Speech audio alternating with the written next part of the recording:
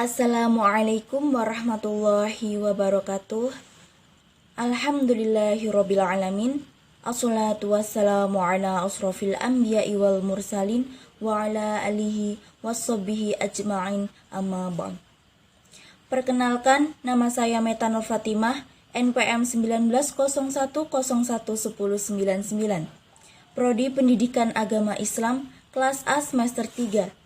Di sini saya akan mempresentasikan beberapa materi ulumul Quran. Selamat menyaksikan.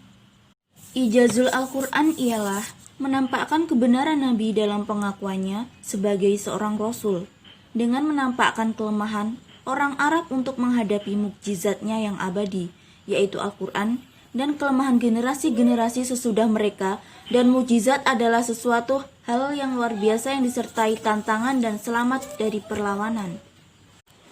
Mukjizat bisa dibedakan menjadi 4 macam, yaitu yang pertama, mukjizat kauniyah. Mukjizat kauniyah yaitu mukjizat yang selalu berkaitan pada peristiwa alam, seperti misalnya saat dibelahnya bulan menjadi 2 oleh Nabi Muhammad SAW, dan juga dibelahnya Laut Merah oleh Nabi Musa alaihissalam menggunakan sebuah tongkat. Yang kedua, syiah, yaitu mukjizat yang keluar dari tubuh Nabi dan Rasul, seperti misalnya air yang keluar dari celah jari Rasulullah SAW, cahaya bulan memancar dari tangan Nabi Musa alaihissalam, dan penyembuhan penyakit buta serta kusta oleh Nabi Isa alaihissalam. Yang ketiga, salbiyah. Mukjizat salbiyah yaitu mukjizat yang membuat sesuatu tidak berdaya, seperti misalnya ketika Nabi Ibrahim alaihissalam dibakar Raja Namrud, namun api tidak bisa membakarnya. Yang keempat, akliyah. Mukjizat akliyah yaitu mukjizat yang rasional dan masuk akal. Contoh satu-satunya yaitu Al-Quran. Adapun syarat yang diperlukan dalam nasakh yaitu yang pertama, hukum yang mansukh adalah hukum syara'. Nasakh hanya terjadi pada perintah dan larangan. Yang kedua, nasakh tidak terdapat dalam akhlak, ibadah, akidah, dan juga janji dan ancaman Allah. Yang ketiga, dalil yang dipergunakan untuk penghapusan hukum tersebut adalah kitab syar'i yang datang kemudian. Dan yang keempat adalah dalil yang mansukh hukumnya tidak mengatur atau membangun oleh waktu tertentu, sebab jika demikian hukum akan berakhir dengan waktu tersebut.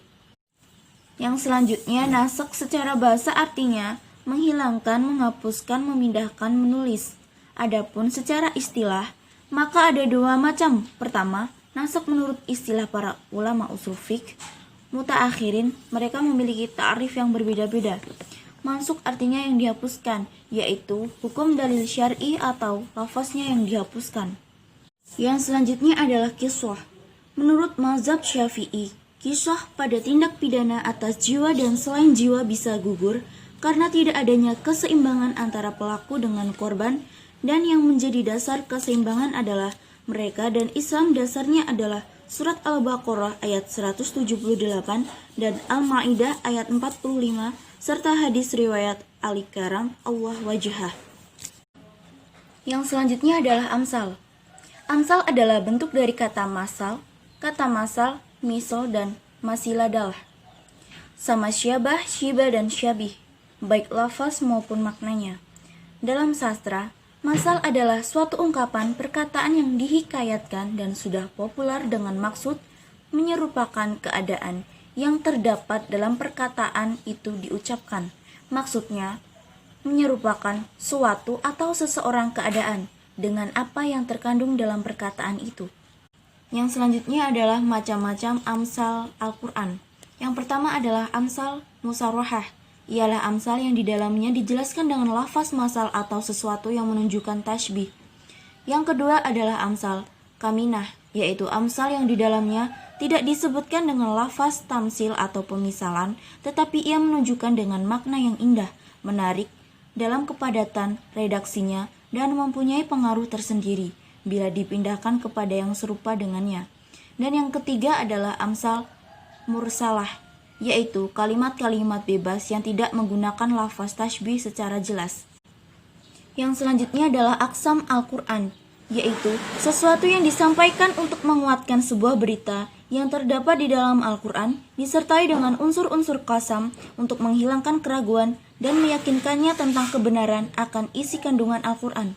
Kemudian adalah adal atau jadal adalah bertukar pikiran dengan cara bersaing dan berlomba untuk saling mengalahkan lawan.